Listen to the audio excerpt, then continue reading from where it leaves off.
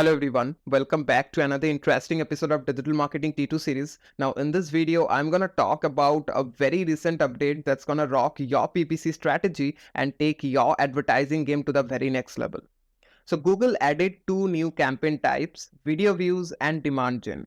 These two brand new campaign types will help you boost your YouTube video views and generate more demand for your product or service.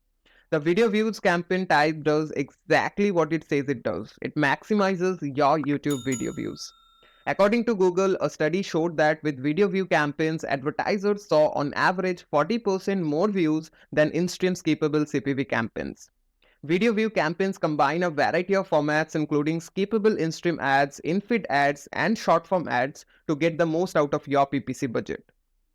Now, on the flip side, demand gen campaigns will leverage the power of AI and help to engage and drive action with consumers.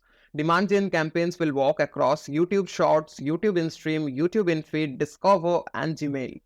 Within demand gen campaigns, advertisers will also be able to create lookalike segments based on seed list, which means you can reach exactly those kind of people who have already purchased your product or service.